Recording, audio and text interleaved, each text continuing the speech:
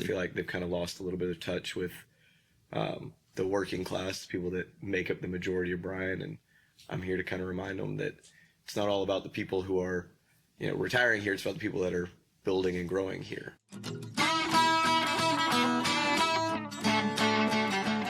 Howdy, you're watching the Think Brazos Podcast. We host conversations with locals, politicians, and policy experts to help families thrive in Brazos County, Texas. So when you're thinking about how to make your community better, just remember, think local, think Brazos.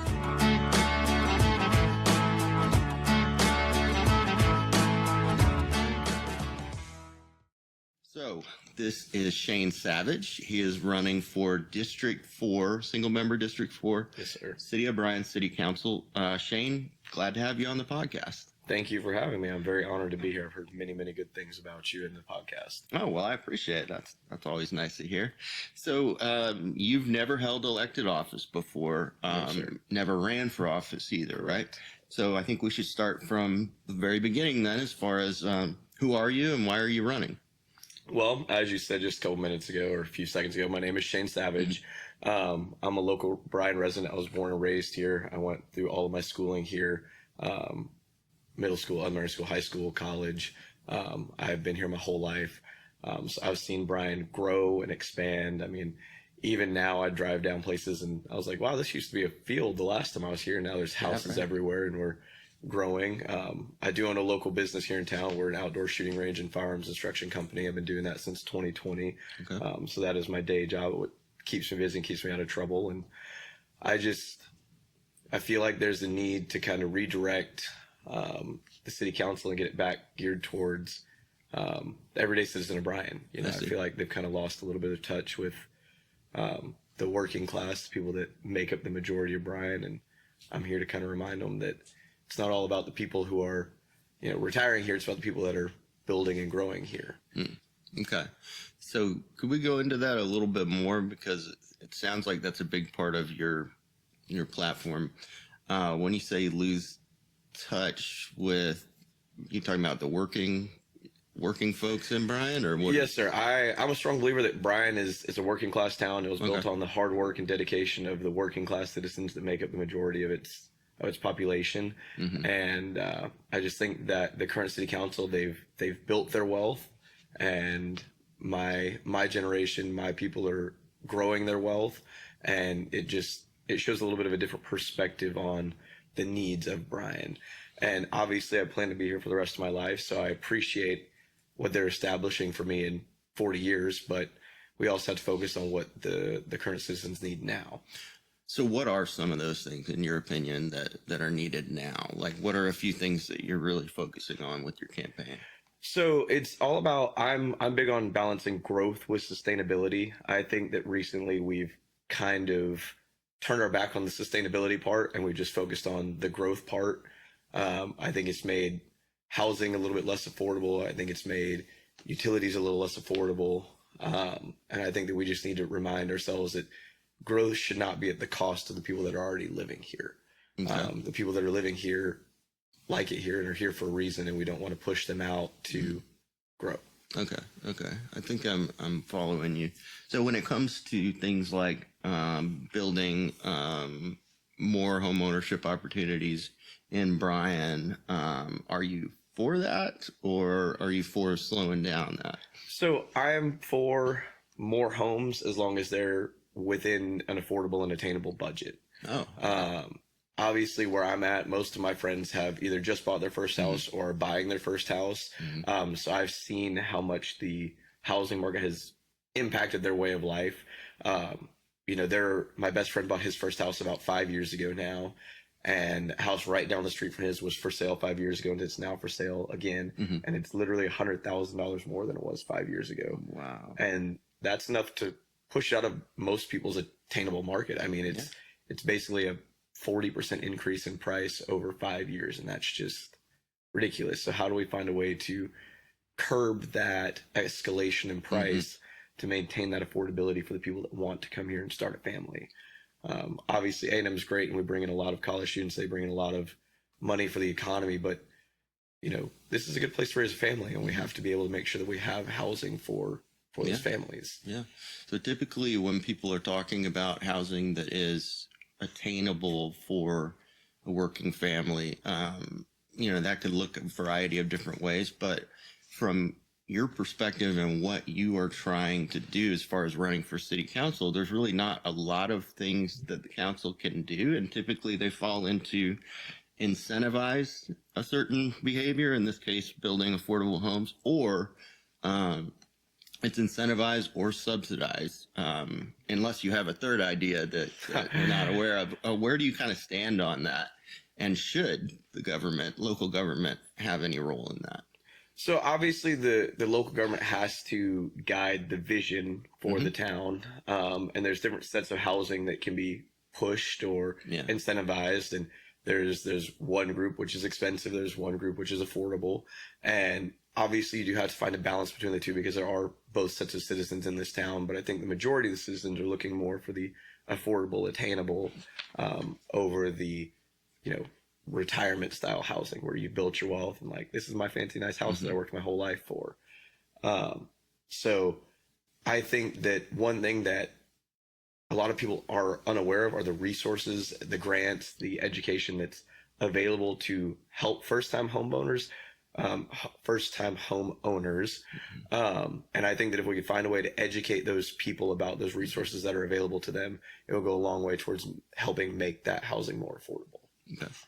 Currently, I believe the city of Bryan does, for lower income families that can qualify, does a down payment assistance program that makes the home slightly more affordable for those families.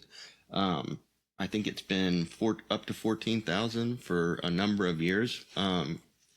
Where do you stand on that idea? That would be in the, I guess, supportive side of the policy of, helping low income families. I think have something like that. I think it's great. I think that, if it's been, I don't know exactly how long it's been 14,000 for, but I think that 14,000 in today's housing market sounds like it's a little bit low. So it might be worth reevaluating and seeing if there's any room to increase that, maybe just a couple $1,000s, because most houses aren't $140,000 anymore. Most from this town are now closer to $250,000 at least, give or take. So that amount necessary for a down payment kind of changes a little bit. So it might be worth reevaluating and seeing if there's any room to increase that, even just a couple $1,000, to ease that burden on those people looking to buy their first home. Renting is great, and there are tons of people in this town that own rental properties and use that to help support the economy and support the town. But I know there's a lot of people that want to get out from underneath renting, and they're even paying more renting than they would for a mortgage. And a lot of people are unaware of that, but just because of the way that the climate is, they're stuck in that rent forever type mindset. Exactly. So let's move into a couple other topics that I was interested in talking to you about. Public transportation is something that comes up quite a bit when you're talking about lower income groups within the city of Bryan. It's something that a lot of families I know that Habitat helps still utilize. And so, let's talk about that. Where do you stand on the city of Bryan supporting public transit like they're currently doing? Habitat for Humanity's Faith in Action Pumpkin Patch is open the entire month of October, Sunday through Friday, 12 noon to 8 p.m., and on Saturdays from 10 a.m. until 8 p.m. The address is 2301 East 29th Street in Bryan. We've got plenty of fall photo opportunities, lots of unique pumpkins, and more, so we hope to see you there. Obviously, we have the Brazos Transit District, and I think that they're a good starting point. But I mean, as much as I don't like to toot their horn, I think that A&M has a pretty ideal bus system just right across the street from us. I have a lot of friends that work at A&M, and they use that bus system during the school year, during the summer, and they're on time and they're where they need to be. And, during the summer when it slows down a little bit, maybe they get home from work about 30 minutes later, but it's significantly cheaper than having to buy, a $400, $500, $600, $800 parking pass at A&M. And so it's worth it to them to wait that extra 30 minutes. And I think if Bryan could maybe find a way to establish a more consistent bus route, even if that's so much as partnering with A&M, because a lot of people that live in Bryan do work at A&M. A&M is a large job force, to say the least. I know people in Navasota that work work at A&M. I know people in Iola that work at A&M. I mean, the people that work at A&M are vast. They're spread everywhere. Yeah. So maybe if we can find a way to partner with them, that might be a way to help supplement our busing. But I do think that the foundation is there. We just have to find a way to increase it, because if it's not consistent and if it's not reliable, then you can't use it, because you can't trust it and rely on it. No, it's interesting that you say that. That's been one of my questions for a number of years since I moved here way back in the day. Is I went to Clemson University on the East Coast, and that's exactly what they did in that university town. Is that they partnered with, it was the city and the transit system all worked with Clemson, and so they had these bus routes that worked really great. I'll have to ask somebody why that doesn't happen here, but yeah, I wouldn't know the ins and outs of why that hasn't happened. I feel like A&M has the bus force to do it. They have the staffing to do it. I mean, they're always hiring bus drivers. And even if we had to, purchase a few Bryan specific buses, I think that would still be better, because they've got that system established. They know how to run a bus route. They know how to, and even if they weren't running as, I think A&M's buses are every 10 or 15 minutes during the school year. I mean, they're quick, you miss it and you're like, oh, well, 10 minutes later. Even if ours are every 20 minutes because we don't have quite the demand, or even if it's maybe just during, the rush hours when people are going to work, 7 to 9 a.m. and 4 to 6 p.m., even if it's just something where we get extra resources during those hours when those people are needing to make it to A&M, I definitely think there's something that we can find that balances and benefits everyone. Yeah. So talking about, concrete policy issues, we've touched on housing, we've touched on transportation. What are some other things around the city that you'd like to see either changed or tweaked that are specific, So one of my other big policies, I'm big on helping support, grow, start local businesses. Obviously, as someone that owns a local business, I launched a business by myself in 2020. Well, I say by myself. I would not have been able to do it without the hard work and sweat of a lot of my best friends. I put them to free labor for quite a few months, helping me get off the ground. But without those guys, I wouldn't be able to have done it. And when I first started doing my business, I had a contract with the city of Bryan through the Parks and Rec department. We taught city of Bryan sponsored LTC courses. So I know that there are ways that the local government can get involved to help grow these small businesses. And obviously, everyone likes the big name brand. Everyone likes a good Gringos or something like that. But for every Gringos that we bring in, we lose a Casa Rod. And so we have to find the balance of bringing in the big name brands, but also not at the sacrifice of the local businesses, because the name brands are great, but they're not owned by the person that you bump into at Kroger, or the person you bump into at HEB, or the person that, helps you change your tire on the side of the road when you get a flat in the rain. So we have to find a way to support, educate, and grow those local businesses. And if that's, doing entrepreneur workshops, once a month, once a quarter, where we talk about different resources that are available, where we bring in experts in the field. I don't know exactly what that's going to look like or what I'll be able to push, but local businesses are important to me as someone that owns one.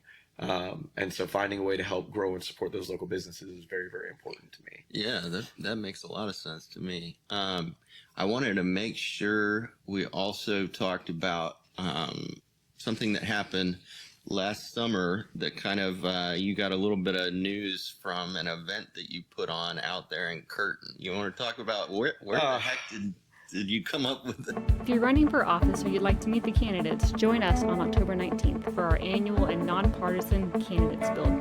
We'll put politics aside, roll up our sleeves, and get to work helping a local family build their own home. We can talk about that. So my parents own land out towards Kurten, basically off of 1179, right before 2038. So I'm very familiar with that area. That's where I grew up. We moved out there in 99, and I lived there until I, moved out and got on my own. And so the Kurten Firework show is always something that's been very, very important to me. I wasn't typically someone that attended. I could really see it from my house, so I would avoid the crowds and watch it from my parents' house. But I have tons of friends who, for longer than I've known them, have gone to that event. And the Kurten Fire Department, felt like their resources would be better spent in training and finding better ways to get faster response time and serve the community better that way. Sure. Because the event is a lot. It takes a lot of manpower. It takes a lot of hours. It takes a lot of sleepless nights trying to organize and bring everything together. But when they, announced in March that they were no longer able to do it, just seeing how distraught my friends were about that, I was like, well, I don't like to sleep, so let's see what I can do about this. And I know a couple guys on the volunteer fire department, so I reached out to them. I said, hey, I need to know manpower and I need to know finances. I mean, those are the two most important things. How much is it going to cost and how many people do I need to make this work? And I bounced back and forth with them for about a month about whether it was going to be feasible to do. And I made some calls and laid some groundwork. And in mid-April, I was like, okay, I think I can do this. And there's only one way to find out, so let's do it. And they transferred it over to me, and then I ran until July 4th. Well, technically July 5th at about 2 o'clock in the morning. Yeah. And we knocked it out. We had the largest crowd that they've ever had. We had about 10,000 people show up. We raised more money than they've ever raised before. We were able to donate that to 3 local charities. We raised just over $14,000 to donate to those charities. So I would like to think that it was a success. Obviously, there were a couple hiccups, but you live and you learn. And next year we'll hopefully make it bigger and better and be able to raise even more money for those charities. So you're doing it next year is what you're thinking? I think that I have signed up for it until it either runs me into the ground or I find someone better suited to take it over. So I think that was kind of what I agreed to when I decided to take it over. Yeah. If I had flopped the first year, then I think they would have kicked me to the curb. But since the general consensus is that it was a success, we're going to keep running it. Nice. Okay. I guess I have one or two last questions here, and then I want to wrap it up with how people can get in touch with your campaign if they want to do that. But the issue of having experience, you do not serve on any current Bryan committees. You haven't been involved in that way. Correct. What do you feel that you're going to be able to hit the ground running? First day in office, if you're successful and be able to contribute in a way that'll really help the city out? So obviously there will be a learning curve. And I get a lot of people that ask me like, oh, you're so young. Why are you doing this? And I tell them, I'm old enough to know better, but I'm young enough to learn. Okay. I think that one thing that will really help our current city council is the fact that I'm not set in my ways. And I think that I give a completely different perspective than the current members of city council. Okay. There is a significant age gap between me and the other members of city council, whoever those end up being at the end of this election cycle. And I think, like I said, most of them are at the point where they've built their wealth. And so they're looking at the city in a perspective of how can we exist here? We've done our part. We've grown, we've built. Now we're just ready to be here. Okay. And I think that my big thing is being able to remind them of the perspective of, hey guys, 30, 40 years ago, this is where y'all were and this is how y'all felt. And we can't lose sight of that because you wouldn't have been able to get here if you hadn't had that perspective then. And so I think just reminding them of the fact that there are a lot of people who aren't ready to just exist here in Bryan, that are ready to work and grow and put in their due time for the city will really help. Okay. So anything else that we missed, or how can people get in touch with your campaign should they want to support you? Yeah, absolutely. So votesavage.com is our website. Okay. We also have Shane Savage for Bryan Single Member District 4 on Facebook. Okay. Either of those has a contact form, or you can send us a Facebook message. info@votesavage.com is the easiest email to get in touch with me. But I'll be around at a bunch of events, so if anyone has any questions or wants to come up and speak to me in person, we'll be at quite a few of the local forums coming up: the Brazos Valley Republican Club, the League of Women Voters, the Aggieland Climate Lobby Forum. So we signed up for basically everyone that's reached out, every forum that's reached out, we've signed up to be at. So come out, get to know me, shake my hand, and see us at one of those forums. Sounds great. Well, Shane, we appreciate you coming on the podcast, and I'm sure we'll run into each other soon. Absolutely. I appreciate it, sir. Yeah. Thank you very much. No problem.